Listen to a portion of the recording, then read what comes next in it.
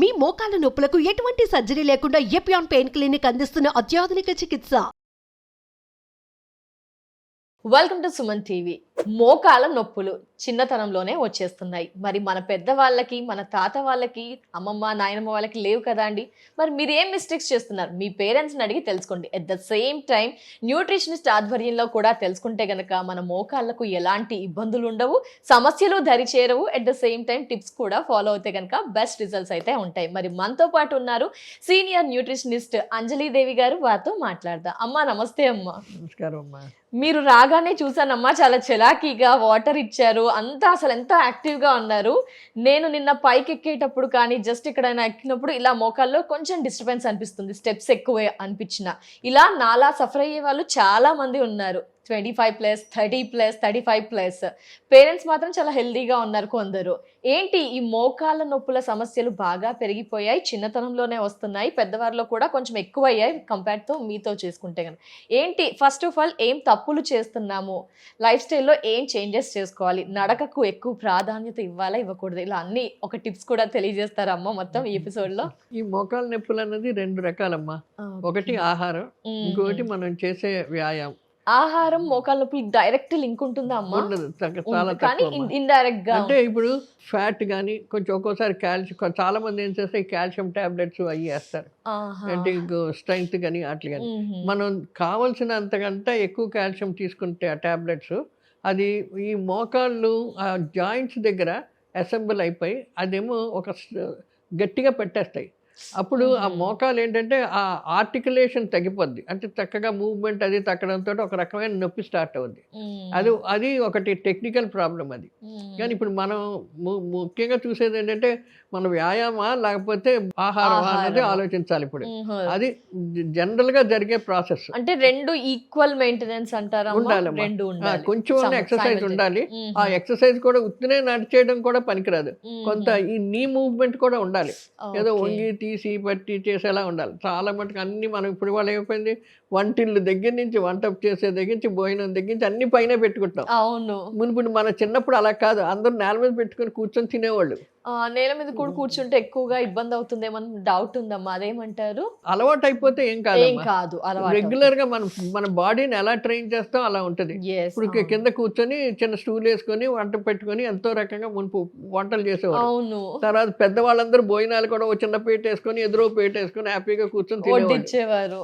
కానీ అక్కడి నుంచి ఇప్పుడు మనలాంటి వాళ్ళం కూర్చొని లెగాలంటే చాలా కష్టపడిపోతున్నాం. అవును, అది ఎందుకంటే మనకి బాడీ మనని ట్రైన్ చేయలేదు. మన బాడీ చిన్నప్పటి నుంచి లెగడం వాటికి ఫస్ట్ థింగ్ ట్రైనింగ్. అది ఎలా ట్రైన్ చేస్తామని చెప్తే అది చాలా ఇంపార్టెంట్. ఎలా చేద్దాం అది ఏంటంటే మినిమం ఎక్సర్సైజ్, రెగ్యులర్ వాకింగ్ అంటే కూడా ఒక స్ట్రైట్ గా వాకింగ్ చేసేస్తే కూడా పనికిరాదు. కొంచెం కూర్చొని నిలబడి చేసే రకాలు ఇంట్లో ఉన్న ఎక్సర్సైజులు చేసుకున్నా చాలు. దానికోసం జిమ్కి వెళ్ళకూడదు, ఏమక్కర్లా. జిమ్కి వెళ్ళి నిలబడి కూర్చొని పండుకొని రకరకాల ఎక్సర్సైజులు చేస్తారు. అది కూడా మీరు ఆపారంటే స్థూలకాయలు అయిపోతారు. సడన్ గా ఎప్పుడైతే మీరు క్యాలరీస్ కట్ చేసేసి మనిషి ఎక్సర్సైజ్ తగ్గించేశారో మనం తిన్న ఆహారం పెద్ద ఎక్కువ తగ్గించకపోవచ్చు. మనం దాంతో ఏమైపోతుంది, బరువు పెరిగిపోతారు. సో ఇది ఒకటి. ఏదైనా సరే ఒక క్రమబద్ధంగా ఒక టైమింగ్స్ కంటిన్యూస్ గా వాడుతూ ఉంటే మంచిది. ఫుడ్ ఏంటి, ఎక్సర్సైజ్ ఏంటి, మనం పద్ధతులు అలవాట్లు చాలా ఒక రకమైన పద్ధతిలో ఉంటే మనుషులు కొంచెం బరువైనా తక్కువైనా చాలా స్టడీగా ఉంటారు, ఆరోగ్యకరంగా ఉంటారు. మెంటల్ స్టెబిలిటీ కూడా ఉంటుంది. ఆ మెంటల్ స్టెబిలిటీ ఉన్నప్పుడు మనం మిగతా అన్ని కంట్రోల్ చేయొచ్చు. ఆహారం తగ్గించాలా, మార్చినా చేసినా. ఇప్పుడు నేను ఇంత చక్కగా చెప్తాను, నేను చాలా మంది మా వాళ్ళ పిల్లలు వీళ్ళందరూ వస్తుంటారు, వాళ్ళందరికీ చెప్తా. ఎంతో చక్కగా ఎంతో జాగ్రత్తగా వింటారు, అన్ని రాసుకుంటారు, పెట్టుకుంటారు. బయటికి గుమ్మం దాటిన తర్వాత అయిపోద్ది వాళ్ళ పని, మళ్ళీ మామూలే. ఎదుగుండా నువ్వు బర్గర్ కనపడుతుంది, ఎదుగుండా సమోసా పడుతుంది, ఆకలేస్తుంది కదా అని కొనుక్కొని తినేస్తూ ఉంటారు. దానికి ఏంటంటే అందుకనే మెంటల్ స్టెబిలిటీ చాలా స్ట్రాంగ్ విల్ పవర్ ఉండాలి. అలా ఉంటేనే ఇప్పుడు బరువు ఏంటి, ఇదే ఈ మనిషికి మిగతా మోకాళ్ళ నొప్పులు ఏంటి, ఇవన్నీ ఒకదానికి లింక్ అమ్మా. ఎక్కువ బరువు అయిపోయినా కూడా మోకాళ్ళ నొప్పులు వస్తాయి. బాగా సన్నగా ఉన్న వాళ్ళలో కూడా మోకాళ్ళ నొప్పులు వస్తాయి. చాలా సన్నగా ఉన్న వాళ్ళు కూడా నడవలేరు. పెద్దోళ్ళు అందరూ అబ్బా అబ్బా అని చెప్పి కర్ర వేసుకొని నడుస్తూ ఉంటారు. అది ఎందుకంటే మన తినే ఆహారంలో ఉప్పులు, నూనెలు ఎక్కువ వాడతాం, పచ్చళ్ళు, ఇప్పుడు ఏమైనా కంటిన్యూస్ పచ్చళ్ళ మీద నిలవ పచ్చళ్ళ మీద ఏమైపోద్ది, దాంట్లో న్యూట్రియంట్స్ అన్నీ పోతాయి, మీకు వచ్చేది క్యాలరీస్ ఒకటే. దానివల్ల వాళ్ళు బరువు పెరిగిపోతారు, లేకపోతే ఏదో రుచికి తినేస్తారు కానీ కావాల్సినంత పోషక విలువలు రావు బాడీకి. అది చాలా ఇంపార్టెంట్. ఎంత తక్కువ వాడితే అంత మంచిది. పచ్చళ్ళన్నీ రెడీమేడ్ పచ్చళ్ళు ఉంటే ఉంచుకోకుండా అప్పటికప్పుడు ఏదో అంటాం చూడు, రోటి పచ్చళ్ళు అంటాం తెలుగులో, అందరూ అలా అంటాం. అదేంటి గబగబా ఇంత ఆకుకూరలు ఇవన్నీ కలిపేసి పచ్చడి చేసి తినేస్తారు. అది దాంట్లో కొంచెం కాదా కొంచెం అన్నీ కొన్ని మినరల్స్, వైటమిన్స్ ఇవన్నీ పడతాయి. అలా తిన్నా కూడా చాలా మంచిది. సో రెండోది ఏంటంటే ఎక్సర్సైజ్ కూడాను ఒక స్టడీ టైప్ ఆఫ్ ఎక్సర్సైజ్ ఉండాలి.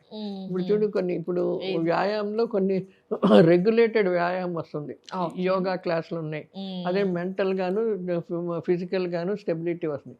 అవన్నీ చేస్తూ అప్పుడు ఆహారంతో కంబైన్ చేయాలి. కొద్ది డైటే మానేస్తామంటే కుదరదు. డైట్తో పాటు వ్యాయామం కూడా చేస్తే మనం తిన్న డైట్ని అరిగిపోవడానికి ఎటువంటి వ్యాయామం చేయాలి అని చూడాలి. అది మనకి ఎప్పుడు బ్యాలెన్స్ చేసుకుంటూ ఉండాలి. సో డైట్ ఎలా ఉండాలంటే సాధ్యమైనంత మటుకు నూనెలు ఎంత తగ్గించగలిగితే అంత మంచిదమ్మా. ఆ నూనె కూడాను రిఫైన్డ్ ఆయిల్స్ కాకుండా మనకి ఇది మామూలుగా అంటాం కదా, కోల్డ్ ప్రెస్డ్ ఆయిల్స్ అంటాం, గానుగ నూనె అలాంటివి. ఏదైనా గానుగలో ఏ నూనె అయినా పర్వాలేదు, తక్కువ క్వాంటిటీ కుసుములు కానీ లేకపోతే నువ్వులు కానీ ఏదైనా పర్లా, కానీ రిఫైన్ చేయకూడదు. అటువంటి నూనె వాడితే చాలా మంచిది. నూనె కూడా చాలా తక్కువ వాడుకోవాలి. దాని తగ్గట్టు వేపుళ్ళు, డీప్ ఫ్రైలు, వేపుళ్ళు ఇలాంటివి చాలా తగ్గించుకోవాలి. ఇవన్నీ చేస్తూ ఉంటే అప్పుడు ఈ ఫ్యాట్ తర్వాత ఇంకోటి ఏంటంటే డీప్ ఫ్రైడ్ ఫ్యాట్స్లో కూడాను ఇప్పుడు వెన్న అలాంటి తింటే ఇంకా ఎక్కువ, నెయ్యి కానీ వెన్న కానీ లేకపోతే క్రీమ్ కానీ ఇలాంటివన్నీ వేస్తారు సాలడ్స్లో అట్లా. అది వేస్తే అవి కూడా చాలా తగ్గిస్తూ ఉంటే ఫ్యాట్ డిపాజిట్ తగ్గుతాయి. సో రెండోది ఏంటంటే కాల్షియం డిపాజిట్ ఒకటి ఉంది ఈ నీ పెయిన్ అన్నప్పుడు. ఈ కాల్షియం డిపాజిట్ మన పాలు ఎక్కువ తాగినా, తర్వాత కాల్షియం టాబ్లెట్స్ చాలామంది ఏం చేస్తారంటే ఏంటి కాల్షియం డెఫిషియన్సీ ఉంది, బోన్ నుంచి స్టార్ట్ చేస్తూ ఉంటారు. ఆ కాల్షియం కూడా చాలా తక్కువ వాడాలి, ఎంత మనకు అవసరమో అంతే వాడాలి. అరే డాక్టర్ అన్నారు కదా అని ఆయన చెప్పినా చెప్పకపోయినా లైఫ్ లాంగ్ కాల్షియం టాబ్లెట్ ఒకటి వేసేసుకుంటానే ఉంటారు. అది ఏమైపోద్ది అంటే కాల్షియం ఈ బోన్స్ దగ్గర, ముఖ్యంగా నీ బోన్స్ దగ్గర డిపాజిట్ అయిపోద్ది. డిపాజిట్ అయిపోయి అవి ఏమో అది ఫ్లెక్సిబుల్ అయిపోయి తిరగకుండా అయిపోతాయి. బోన్ జాయింట్ ఇలా తిరగాలి కదా, అక్కడ డిపాజిట్ అయిపోద్ది కాల్షియం. అది కూడా సమస్య, చాలా పెద్ద సమస్య, మేజర్ ప్రాబ్లం అదే. అందుకని పాలు కానీ ఇలాంటి ఎక్కువ కాల్షియం ఉన్న ఫుడ్స్ జాగ్రత్తగా కంట్రోల్డ్గా తినాలి. లేకపోతే ఈ కాల్షియం డిపాజిట్స్ అయిపోతే మటుకు బోన్ పెయిన్స్ ఆటోమేటిక్గా వచ్చేస్తాయి. అమ్మ గుజ్జు అని కూడా అంటారు కదా, మోకాళ్ళలో గుజ్జు అని ఎక్కువగా ఈ సమస్య వింటూ ఉంటాం కదా, దానికి స్పెషల్ గా ఫుడ్ అవాయిడ్ చేయడం కానీ ఫుడ్ తీసుకోవడం ఏమైనా ఉంటుంది అంటారా టిప్స్? అంటే నార్మల్ డైట్ తింటే సరిపోతుందా?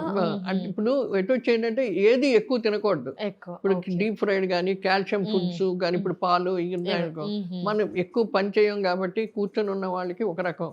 ఇప్పుడు ఒక జాతీయ ఆహార సంస్థ ఏం చేసిందంటే ఏ వయసుకి ఎలా పెట్టాలో అన్ని లిమిటెడ్ ఈ డైట్ ప్లాన్స్ ఇచ్చారు. ఆ ప్లాన్ కొంచెమన్నా చూసుకొని ఆలోచించి పెట్టుకుంటే మనకి ఇలాంటివన్నీ రావు. ఇంకోటి ఏంటంటే ఉప్పును నూనె కంట్రోల్ చేసుకోవాలి. ఉప్పు ఎంత ఎలాగా 1 గ్రామ్ రోజుకి, ఉప్పు 1 గ్రామ్, కానీ అసలు ఎంత రోజు అంతటికి 1 గ్రామ్ అంటే ఎంత అంటే ఇప్పుడు 1 టీ స్పూన్ ఉంది కదా, ఆ టీ స్పూన్ ఇలా తీస్తే చివరి కొనలో వస్తుంది కదా, చిటికెడు అంటాం. అంత అంటే చిటికెడు అంటే చేసిన అది ఇది కూడా చెప్తున్నాను, అది స్పూన్ లాగా అడుగుతుంటారు చాలా మంది. జస్ట్ ఆ కొంచెం రోజంతా రావాలి.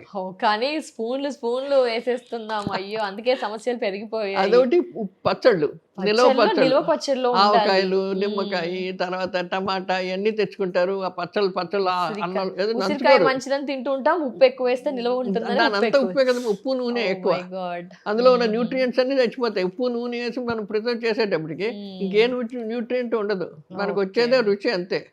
అందుకని అవి మటుకు తగ్గించాలి, పచ్చళ్ళు బాగా తగ్గించాలి, డీప్ ఫ్రైడ్ ఫుడ్స్ తగ్గించాలి, ఎంత సాధ్యమైతే అంత ఉప్పును నూనె తగ్గించాలి. నూనె కంటే ఉప్పు చాలా తగ్గించాలి. తర్వాత ఇంకోటి ఏంటంటే కాల్షియం టాబ్లెట్స్ ఏదైతే ఉన్నాయో అవి కంటిన్యూస్గా వాడకూడదు. ఎంత కావాలో మనకి బ్లడ్ లెవెల్స్లో కాల్షియం చూసుకొని ఎంత కావాలో అంతే కాల్షియం తీసుకోవాలి. అది అయిపోగానే మళ్ళీ బ్లడ్ టెస్ట్ చేయించుకొని కాల్షియం లెవెల్స్ నార్మల్గా ఉంటే కాల్షియం టాబ్లెట్ మానేయడం చాలా మంచిది. ఇది చాలామంది డాక్టర్ చెప్పినా చెప్పకపోయినా వాడతారు, అవి వాడకూడదు. లేకపోతే ఎంత ఫుడ్ తిన్నా ఫుడ్లో ఉన్న కాల్షియం ఈ టాబ్లెట్స్ వాడేటప్పటికి డిపాజిట్ అయిపోతాయి నీస్ దగ్గర, అక్కడ జాయింట్స్ లో డిపాజిట్ అవుతుంది కాల్షియం. సో ఆహారం సమతుల్యంగా తీసుకుంటూ ఇలా కాల్షియం ఎప్పుడు గమనిస్తూ ఉండు, ఎక్సర్సైజ్ కూడా చేస్తూ ఉండాలి. సమతుల్యమైన ఆహారం, ఎక్సర్సైజ్ రెండు బ్యాలెన్స్ చేస్తూ మినిమం ఎక్సర్సైజ్ ఉండాలి.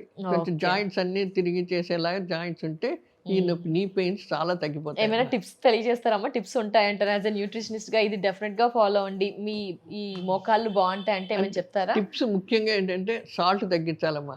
ఫుడ్ తర్వాత all types of deep fried foods. Okay అమ్మ. ఇంకోటి పచ్చళ్ళు ఎంత తగ్గిస్తే అంత మంచిది. తర్వాత నెయ్యి అలాంటి హై క్యాలరీ ఫుడ్స్ అవి కూడా తగ్గించుకోవడం మంచిది. ఫస్ట్ ఈ నీ పెయిన్ తో పాటు ఒబేసిటీ ఉంటుంది, బరువు పెరిగిన వాళ్ళకి నీ పెయిన్ స్టార్ట్ అవుతాయి కదా, అది ఈ రెండు బ్యాలెన్స్ చేసుకోవాలి. సో క్యాలరీస్ బాగా తగ్గించి క్యాలరీ ఫుడ్ తగ్గించుకోవాలి. ఇంకోటి ముఖ్యంగా ఆకుకూరలు, తర్వాత ఫ్రెష్ వెజిటబుల్స్, దుంపకూరలు కాకుండా ఆకుకూరలు ఫ్రెష్ వెజిటబుల్స్ కంపల్సరీ తీసుకోవాలి. థ్యాంక్ యూ సో మచ్ అమ్మా, థ్యాంక్ యూ సో మచ్. నమస్తే.